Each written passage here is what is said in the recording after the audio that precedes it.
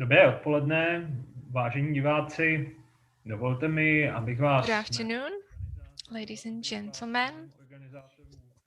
přivítal u Let me první wish you a warm welcome on behalf of the organizers naší konference at our abych keynote, představil prvního z and hlavních let me přednášek. introduce our Mým keynote profesorka speaker, Libora Professor Oates-Indruchová Libora z Univerzity z Oates-Indruchová Grazu from the se University věnuje of genderové Graz. sociologii. She focuses Toto on gender je sociology, její aktuální which badatelské zaměření. also determines the focus of Profesorka her current Oates-Indruchová se research zabývá a stojí focus. také přivádí na naši konferenci genderovými Her otázkami v research období interests include socialismu gender a issues socialismu, in stejně socialism jako and cenzurou ve post-socialism, východním bloku a censorship in the výzkumem former Eastern výkladových Bloc, narrativů. and narrative Mezi její research. hlavní práce patří knihy Sh- Discourses of Gender in Pre- and Discourses of Post-1989 Czech gender in Republic pre and post a 1989 Czech The Republic, Politics of Gender, and Culture the Under politics of State gender culture Socialism under state and socialism Expropriated and Voice. expropriated voice are her Takže, main paní publications. profesorko, slovo je So, vaše. Professor Oates-Indruchová, the floor is yours. Děkuji za uvedení. Thank you very much. Moc o genderu nebude, Today my presentation is not so much on gender, even though I use the feminist methodology, but gender is not the main subject. The title of my contribution is The Limits of Thought, Academic Censorship During Normalization and Its Legacy. I'm going to speak in Czech, but I have my presentation in English. This project on censorship in sciences under normalization has its beginnings in the mid-1990s when I began to teach at a Czech university, and I became acutely aware that my students, who still studied from the same textbooks as I did in the 1980s, read those textbooks differently. They took the information in them at face value, gave importance to passages that I never even noticed, considering them as mere fillers with which the authors padded the text here and there to give it an appearance of ideological propriety. In short, I felt that unlike my students, I possessed a code to the intended reading of these books, and I was concerned that the code was being lost and erased from memory with every student cohort. The general aim of my project was therefore to save or retrieve the code for posterity. Any restrictions on scholarly creation in countries without formalized censorship had to be dispersed, according to Richard Bird's terminology, through various elements of the publishing process and displaced away from the overseeing center. Most of the works on state socialist censorship have focused on the repressive actions of institutions against the creative spirit and tried to build a taxonomy of state socialist censorship. These taxonomies describe how the state and its agencies acted on the writer and worked together as a system. In recent years, some scholars drew on the theoretical insights of the so-called new censorship. They take a less totalizing view of the late state socialist censorship, and here I want to stress the late state socialist censorship. I'm not speaking about Stalinist censorship, emphasizing complicity, resistance, and negotiation, which is also my approach in this project. I look at all stages of the writing process and a variety of actors participating in it. The self-perceptions of the authors themselves stand in the center of the inquiry in order to examine the relationship of the author-scholar to his or her text and the reader. This leads to the examination of agency and negotiations of the creative actors, rather than their instrumentalization by censoring repressions of the state institutions. My next question in designing the project was how to go about the retrieval of this possible code. Obviously, if the mere mention of the word censorship was censored, because officially research writing was not censored in most state socialist countries, written documents would be thin on the ground. In contrast, memories and experiences of academics active in state socialist publishing houses and journals had been still relatively untapped in the early years of this millennium, so oral history prevailed in the choice of method of data collection. In the end, I used also two different archives to complement or triangulate whatever I gained through interviewing. Inextricably bound with the question how was the question who to talk to. For several reasons, I settled on the members of a very broadly conceived grey zone intellectual elite, academics who did not belong to the dissent, but neither to the leading lights of official academia, the apparatchiks. I chose people who published in state publishing houses and journals and or taught at universities during the last 2 decades of state socialism, the so-called normalization in Czechoslovakia and the late Kadarism in Hungary, and who were respected by their peers at the time of the interview for their work that they did already in the earlier period. In short, people about whom one could say that their loyalty was primarily with their profession rather than with the party. What all of them shared was that at the time of the interview, that is, in the first decade of the new millennium, they enjoyed positions of seniority and respect in their disciplinary communities. Most of them were professors, heads of departments, team leaders, and prolific authors. As I began to interview and simultaneously read theoretical literature on censorship, the core question crystallized. What was the end effect of censorship in state socialist publishing? Did it motivate creativity and critical thinking in devising strategies to avoid acts of censorship and communicate one's ideas to the readers? Or was it the exact opposite?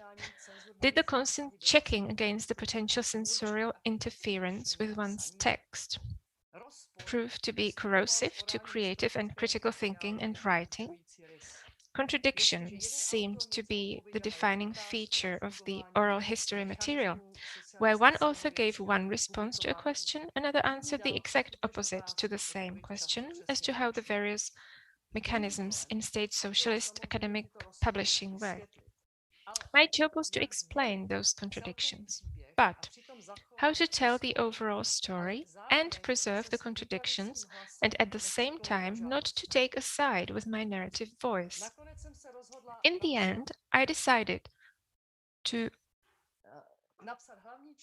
write the central part of the book in what has since become known as post-academic writing, the kind of research writing that looks for unorthodox and creative ways of representing research findings. I developed a method of research writing that I called Imagined Conversations, with a bow to Benedict Anderson, of course. The Czech scholars sit around an imaginary conference table. The Hungarians join in virtually, and they talk about the institutional environment, the personnel strategies in institutions, and their own coping strategies in those institutions. They try to piece together a typical trajectory of an idea through institutions to publication and reception. They contemplate the relationship of authors to their texts and the very concept of authorship in state socialist publishing. They try and recall the specific language use in scholarly texts of the time, as well as decide whether there indeed was some special code used by authors and understood by their readers, but inaccessible to censors. Finally, they reflect on the legacy of the past for the present and its continued relevance. I will read 3 short extracts from these imagined conversations during this presentation, and just a note on the names of the professors I have adopted a different system for the Czech version and for the English version. So today I will use the nicknames I used in the English version. In the first extract, the narrators consider the relative effect of censorship and self-censorship and the degree of authorial control over the published text.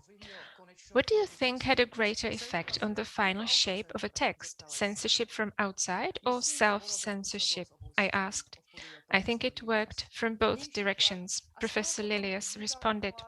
External pressure, and then from that arose the self-censorship, out of an urge to stave the pressure off somehow. By the end chapters of my second book, there are clear signs of me wanting it to come out. It can't be helped when you've been writing it for so many years, so you might sacrifice certain things. I don't mean any matters of principle for it to be able to come out. We were a marginalized group, that was one thing. Professor Sinapis joined in. For another, it really was a time when anybody who published things was afraid of getting into hot water. No matter that those editors, the women, might be ever so obliging and ever so kind and convinced that it would come out, that it had to come out, they were afraid they'd find themselves in hot water. With articles, it was a bit different. For example, one article took about 2 years before it came out in a normal journal.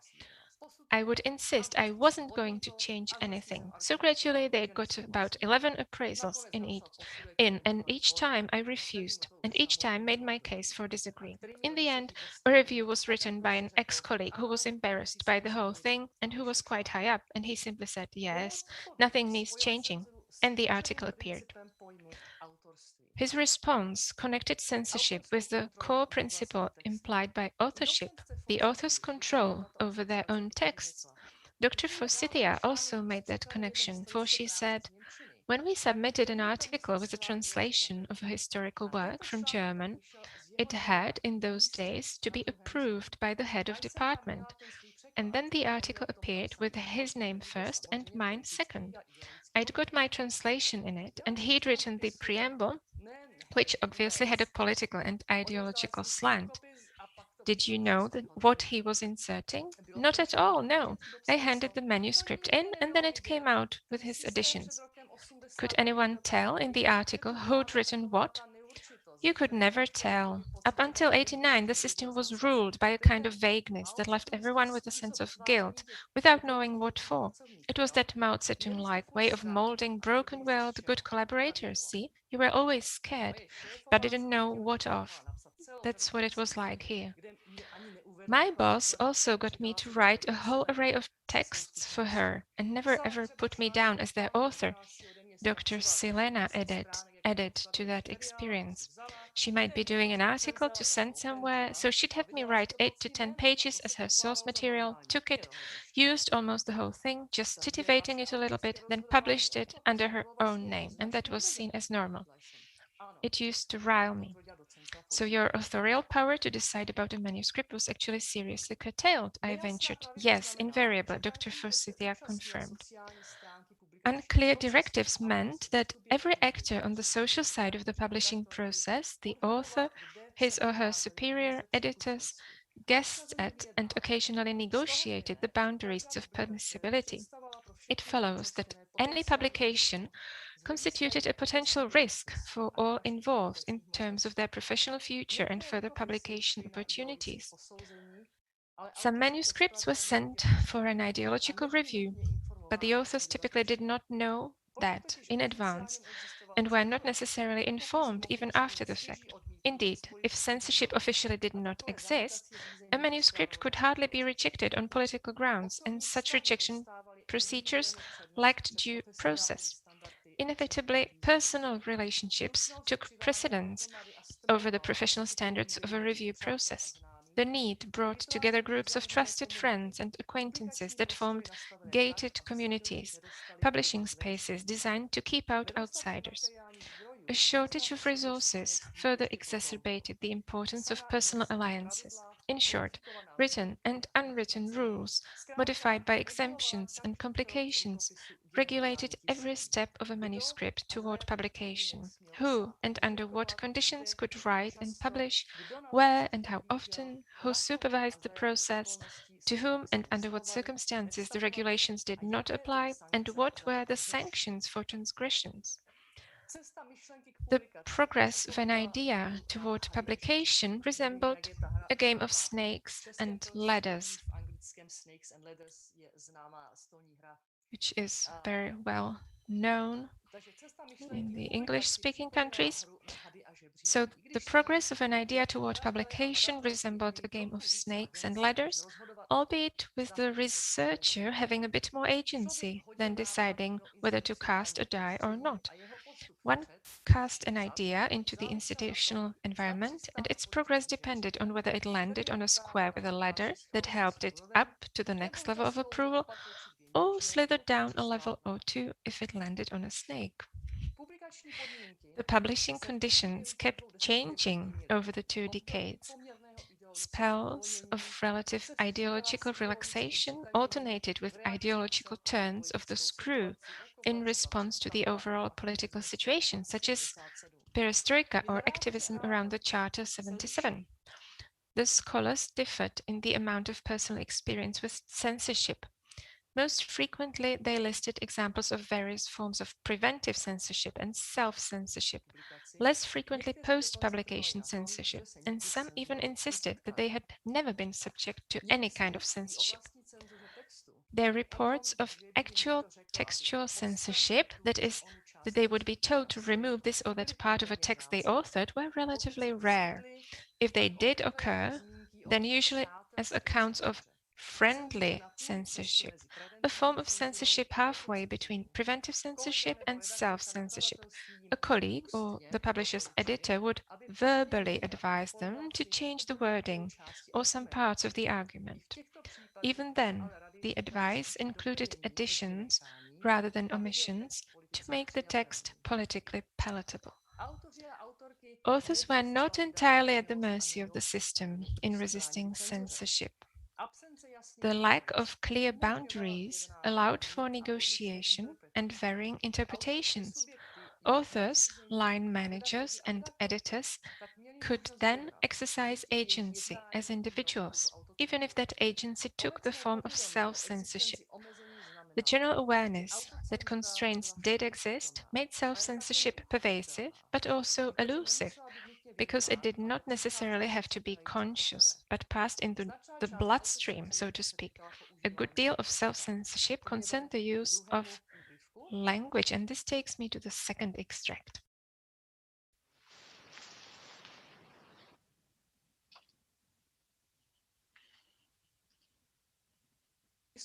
O konkrétních slovech a slovních spojeních se hovor v našem pomyslném sympóziu. So in our imaginary symposium, we will turn to more general reflections.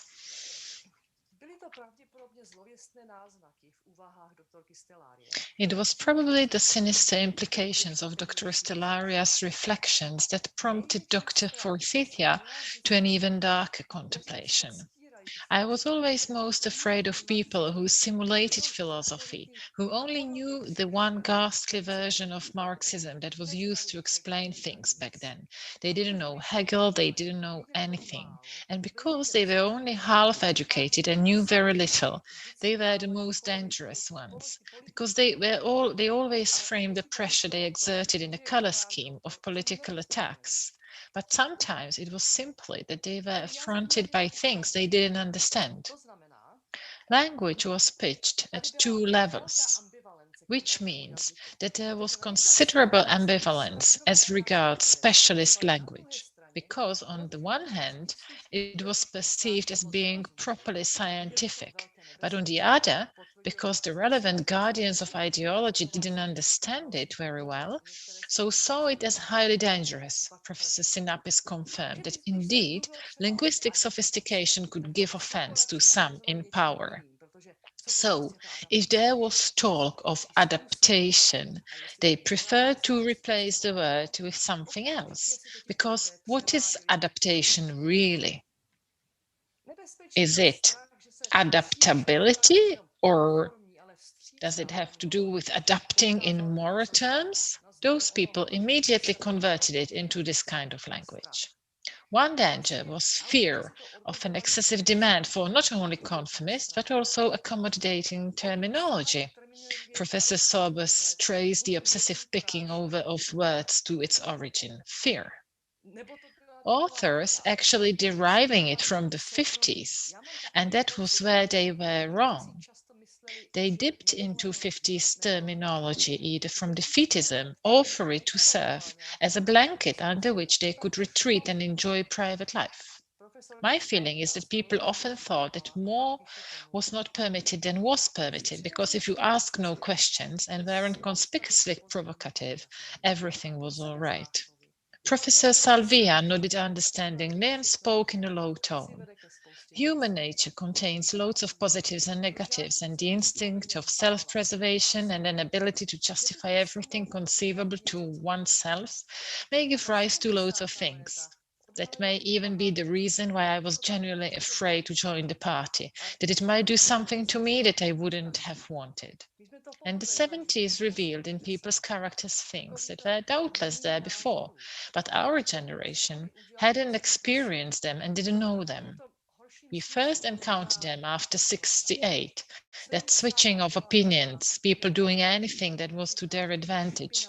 In the worst, the ethical sense that's still with us.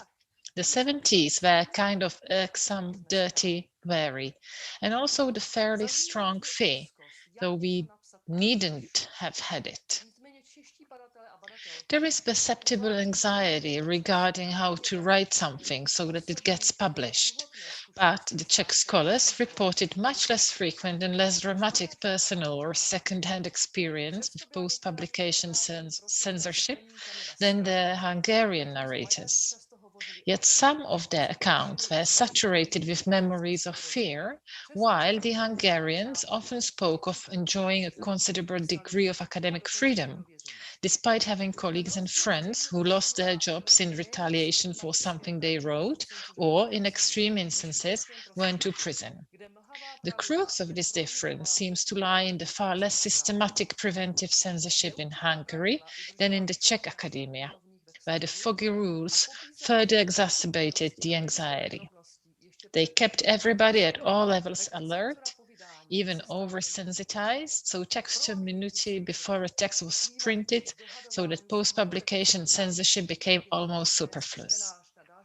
The proactive censorship resulting from the guessing game of the hypothetical objections the reader at the next level might raise made everybody at different stages of the publishing process both a censor and a censored, and consequently inclined to censoring perhaps more than was necessary.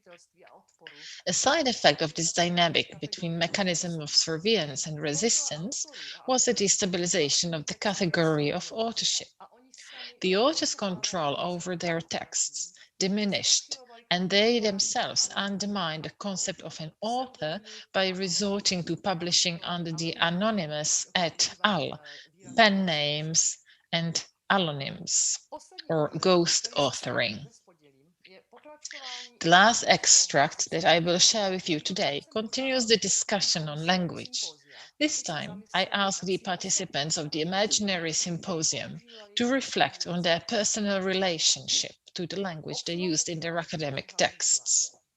The caterers began to clear away the main course dishes. As we were waiting for the desserts, I invited my mentors to assess the overall use of the scholarly language with the hindsight of the intervening years. I asked, do you think that this practice of using certain authorially preferred, or on the other hand, externally demanded phraseology was always a conscious act, or was it something that had passed so far into the bloodstream as not to register? It was entirely conscious, Professor Sinapis said without hesitation. In my student days, I was incapable of accepting the worldview or ideology that existed. So it may have passed into the bloodstream, But I think it was more a kind of indifference to the fact that such phrases were used. They were seen as more or less formal, empty things that were simply put there, like when you get a parcel, it's wrapped in padding, just padding, that was of no importance, that got discarded anyway. It was a learning process for all of us. Professor Seba confirmed that the situation was similar in Hungary. It started in the secondary school. What is the way to describe things? You were socialized into that, and that was the way how you participated. One of the key features of the dissident literature and key aims of participating in underground activities was to learn a different language and to use a different language. Sometimes it was much less about the topic, it was just about how you address a topic. She felt silent. Nobody else claimed the floor, so she continued reflecting. I thought about it a lot after the transition about our language. One very effective tool to stop intellectuals from publishing was depriving them of their language. An amplifier of terror didn't apply just to actual terrorists. Professor Sorbus brought up his earlier metaphor, but given how authors overuse the phraseology, it's understandable this made others feel obliged to follow them. It created a benchmark. For a long time, I myself had scruples, but at the very end of that period, I did use Marxist-Leninist. It occurred to me back then that the young generation was so fixated on music, so overrated the importance of musical expression, the language of music, because they were totally disillusioned, totally fed up with the abuse of language, Dr. Hyacinta offered. Because language had lost its credibility, they needed another medium to communicate with others and test whether they saw things the same way and understood one another. It seemed to me, and it still strikes me as basic to the woeful conditions of the 80s, despite glasnost and everything, that language was being abused. Words had lost their authenticity, which was why the young generation were so attached to that non-verbal medium, that kind of communication.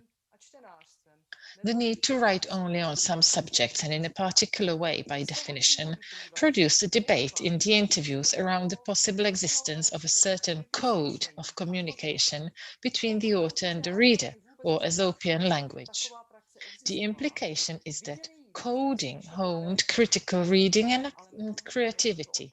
If the authors at all acknowledged that such practice existed, they tended to see its importance in imaginative literature and in poetry, but much less in scholarly writing. There, they conceded that perhaps it rested in layering the text and in stylistics. The layering involved a complex textual strategy, creating a Bakhtinian dialogic text rich in intertextual references, which required that the reader were in and on the same wavelength. The latter, the stylistic strategies, required that the reader was knowledgeable of a certain and limited vocabulary. She or he needed not have to decode, but to translate, a fairly mechanical skill. Arguably, translating would have more likely led to decreased attention to the precise meanings of words rather than to critical and creative thinking. This brings us to the answer to the question on the end effect of censorship. Layering, a complex, creative approach to producing coded meanings in a text, had a large potential for ambiguity in the process of decoding, and therefore for communication failure in the academic environment in which precision of meaning and understanding matters. Consequently, the situation in which the communication between the author and the reader fails, and the failure is not compensated by another gain, such as cultivating critical reading and formulation skills, indicates that the effect of censorship is unequivocally detrimental, which begs the question of the legacy the state socialist practices in scholarly publishing left behind. And this brings me to my conclusion. Ideologically based dualistic approach, whether to research problems or to the interpretation of history, has been a heavy burden of post-socialist scholarly and public discussions. One of the narrators went so far as to say that all that had happened after the fall of the regime was a reversal of whose voice was now legitimate and whose not, but that the practices remained the same. If true, it could be at least partially explained by the post-socialist strength of the symbolism of oppression and resistance that left little space for the development of a greater variety of discourses.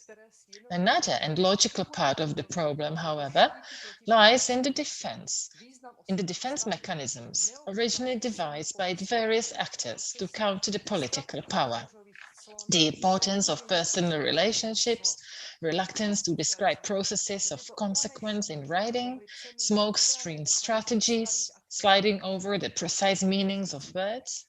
In post-socialism, these may have become defense mechanisms of old actors in new positions of power against newcomers from the ranks of people, subjects, schools of thought, methodologies, or emergent publishing communities.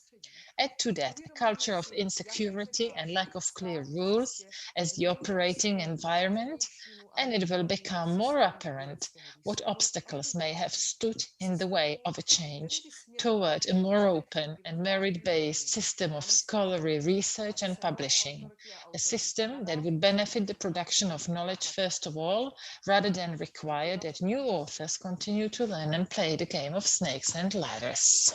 Thank you for your attention. Velice vám děkuji za zajímavou a podnětnou přednášku. Thank you very much for this very interesting presentation, keynote presentation.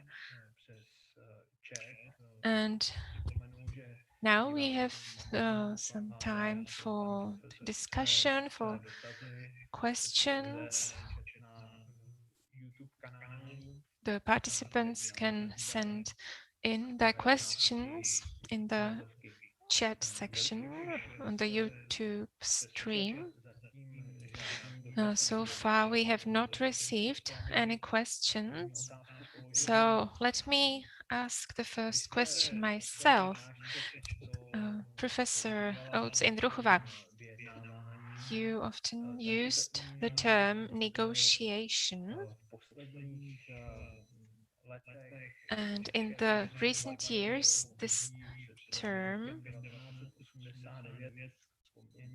was quite often used in the Czech public debate on the period before 1989, and it was mentioned in a negative way. What is your take or your view of this expression of this term, negotiation, negotiating, and what do you think about the fact that it is often viewed negatively under the dictatorship of the Communist Party? Why is it viewed as a danger? Thank you for your question. I will try to answer. Let me go back to theory.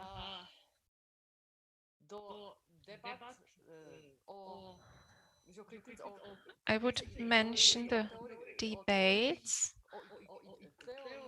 the theories on ideologies that appeared after 1968. I would mention the neo-Marxist Louis Althusser, who had a theory of ideological state apparatus. In his theory, he says that we are all a subject of ideology and we cannot do anything about it. We are automatically a subject of ideology. It's like when you are walking on the street and someone calls out, "Hey, you," and you just turn automatically. So similarly, we are all subjects of an ideology, and this ideology is undescribable, intangible, but it exists and we cannot escape it.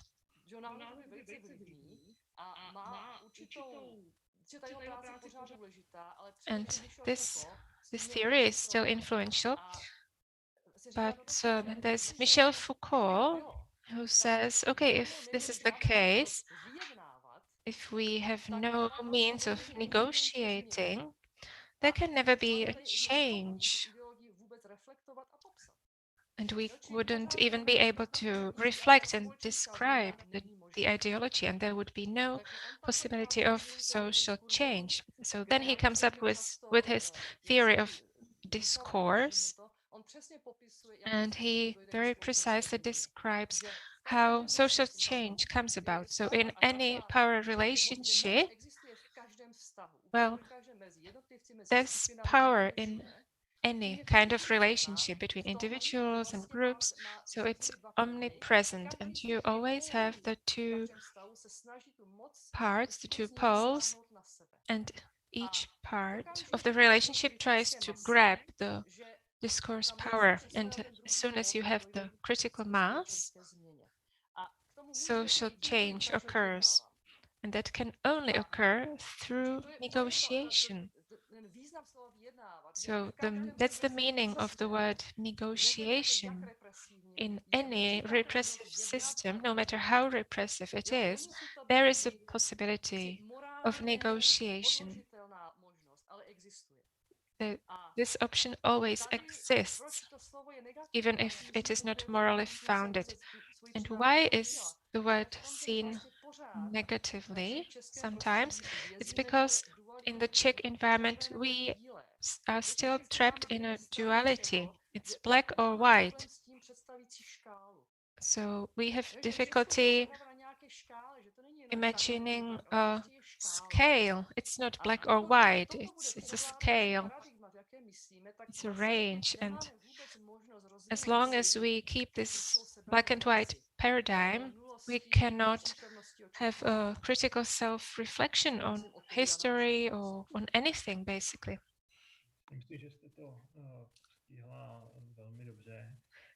Thank you. That was very, very nicely put. We still have no questions from the chat, so let me ask you another question. In your presentation,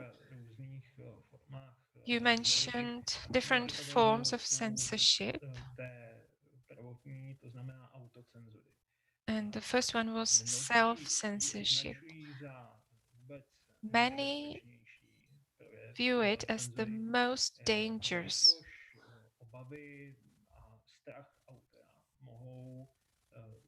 Because the fears of the author may lead them to leave out some ideas or arguments that in the end may not even be deemed inadmissible.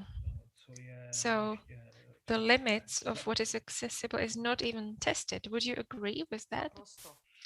Oh, totally, yes. And the interviews show this very clearly.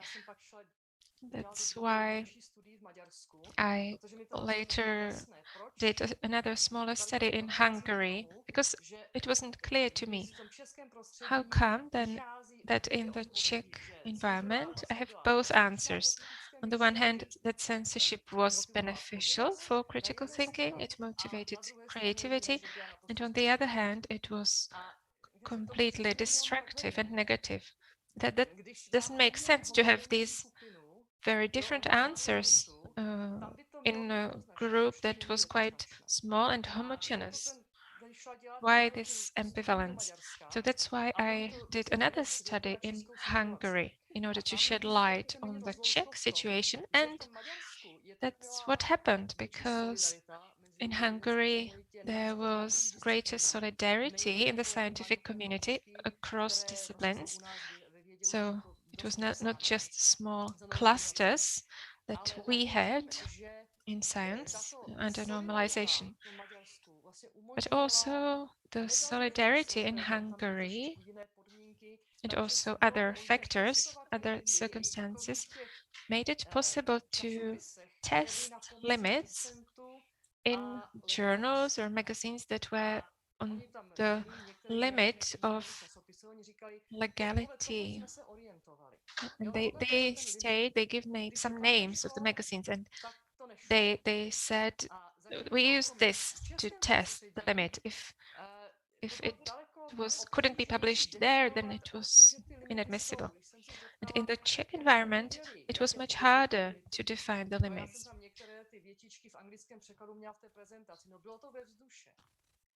And people responded by saying, well, it was in the air. So they were guessing. They were censoring themselves because they were afraid, so they didn't even try. They were afraid that they would write something that would be too much, too far, and they would not be able to publish at all. And when I asked if they knew about any sanctions, they couldn't remember almost anything. So self-censorship and the preventive censorship on all the levels was so strong that it did not even allow anything harmful to be published. So it was much less dramatic and much less frequent to have sanctions compared to Hungary.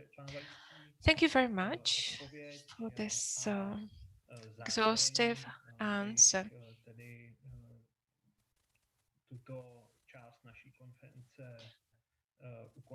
Let me now close this part of the conference, as we have not received any other questions through the chat. Thank you very much, Professor Oates-Indruchová, for your very interesting keynote lecture and for your answers to my questions.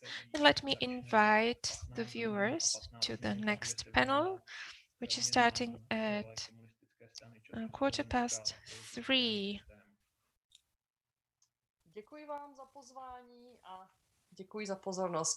Thank you very much for having me, and thank you for your attention.